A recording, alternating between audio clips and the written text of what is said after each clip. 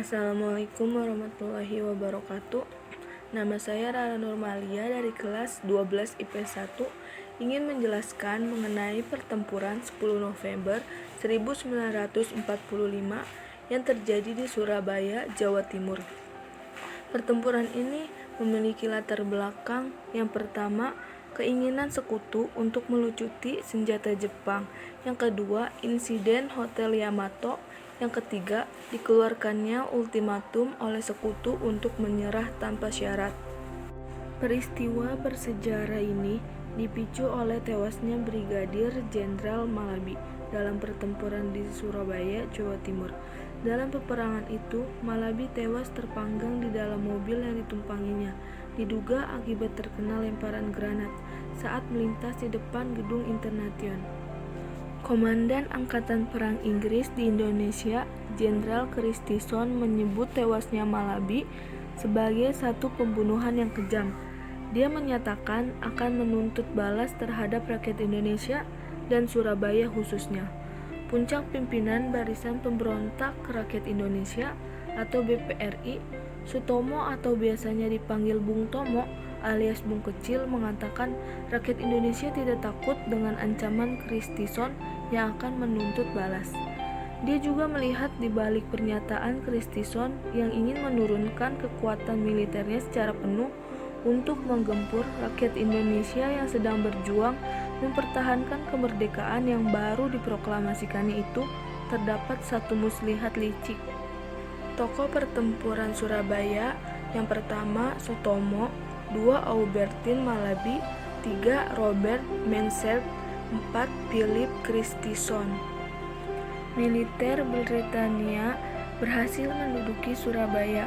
Seluruh pasukan ditarik pada November 1946.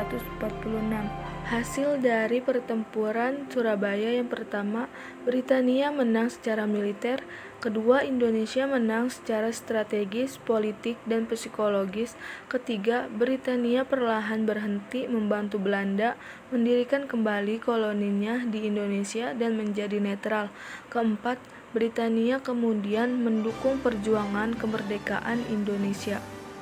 Korban dari pertempuran Surabaya 6.000 sampai 16.000 tewas dan lebih dari 2.000 luka-luka. Penyebab umum pertempuran 10 November adalah karena Belanda dibantu tentara sekutu hendak merusak kemerdekaan yang sudah diproklamasikan Indonesia. Adapun penyebab khususnya adalah insiden yang terjadi di Hotel Yamato, Surabaya yang berujung pada kematian Jenderal Malabi.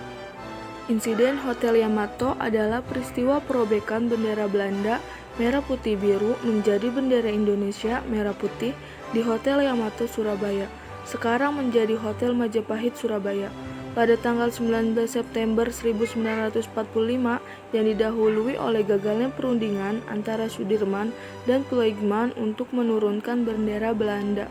Setelah proklamasi kemerdekaan Indonesia dan dikeluarkannya maklumat pemerintahan Soekarno tanggal 31 Agustus 1945 yang menetapkan bahwa mulai 1 September 1945 bendera nasional sang merah putih dikibarkan terus di seluruh wilayah Indonesia. Gerakan pengibaran bendera tersebut makin meluas ke segenap pelosok kota Surabaya. Di berbagai tempat strategis dan tempat-tempat lainnya bendera Indonesia dikibarkan. Antara lain di teras atas gedung kantor Karesidenan atau kantor Syucokan, gedung Gubernuran, sekarang jadi Jalan Pahlawan, yang terletak di muka gedung Kempertai, sekarang menjadi Tugu Pahlawan. Di atas gedung Internatio disusul barisan pemuda dari segala penjuru Surabaya yang membawa bendera Indonesia datang ke Tambaksari atau lapangan Stadion Gelora 10 November untuk menghadiri rapat raksasa yang diselenggarakan oleh Barisan Pemuda Surabaya.